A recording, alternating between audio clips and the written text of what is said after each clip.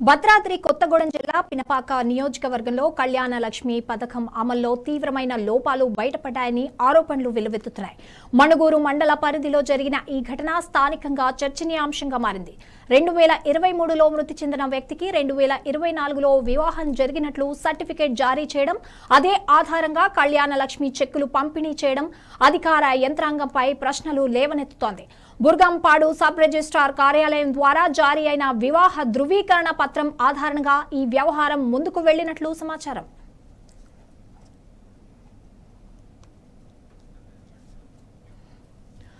Manuguru municipality పరిధి శివలింగాపురం గ్రామానికి చెందిన పట్నాల సాయి కుమార్ కు 2019లో అదే ప్రాంతానికి చెందిన ఏదునూరి సాయి ప్రసన్నతో వివాహం జరిగింది. వారికి 2 పిల్లలు ఉన్నారు.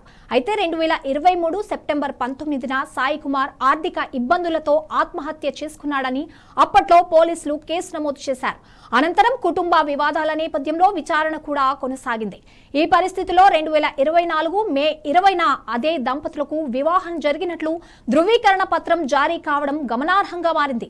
అసలు పెళ్లి ధృవీకరణ పత్రం జారీకి అవసరమైన ఫోటోలు, ఆధార్ వివరాలు, సాక్ష్యాల పరిశీలన వంటివి పూర్తిగా పాటించలేదన్న ఆరోపణలు వినిపిస్తున్నాయి.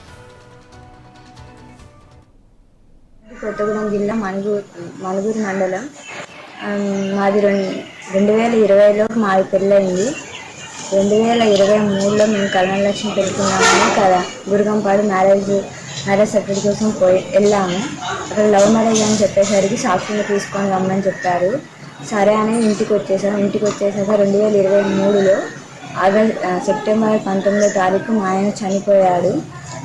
చనిపోయిన తర్వాత ఒక 2 రోజుల తర్వాత మా ఇంటికి రంగారావు అనే వ్యక్తి ఇంటికి వచ్చి నీకు కళ్యాణ లక్ష్మి ఇప్పిస్తామమ్మా అని చెప్పాడు.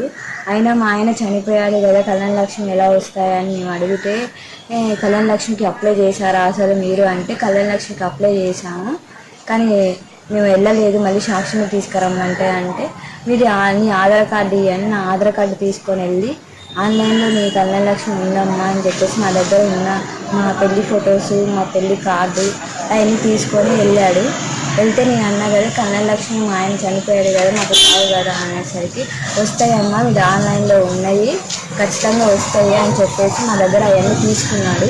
తీసుకున్న తర్వాత మేము వద్దని చెప్పినా కూడా లేదు డబ్బులు గవర్నమెంట్ నుంచి వచ్చే డబ్బులు ఎందుకు పోగొట్టుకుంటామమ్మా అని చెప్పేసి అంటే 2 సంతకాలు పెట్టిస్తే అయిపోతుంది అని చెప్పేసి బుర్గంపాడు పిలిపించి అక్కడ 2 సంతకాలు పెట్టించి పంపించేసింది. తర్వాత నవంబర్లో డబ్బులు వచ్చాయి. మా అమ్మ అకౌంట్లో డబ్బులు లక్ష రూపాయలు పడగానే ఎమ్మటే మా అమ్మకు ఆ అకౌంట్లో 30,000 ఉంచేసి రంగారావు గారు వాళ్ళ అకౌంట్లో 70,000 కొట్టించుకున్నారు. మాకు ఇంత అన్యాయం చేస్తారు అనుకోలేదు. అప్పటికి మేము కళ్యాణ లక్ష్మి వద్దనే చెప్తున్నాం కానీ ఈ డబ్బు కోసం ఆశపడి అయినా మాకు వచ్చే కళ్యాణ లక్ష్మి కూడా తనే తీసుకున్నాడు 70,000. అతని వల్ల మాకు మోసం జరిగింది. అలాగే మాకు బ్యాడ్ పేరు వచ్చింది. అతని వల్ల మాకు ఎట్లయినా న్యాయం జరగాలి. నాన్న సాయి ప్రసన్న.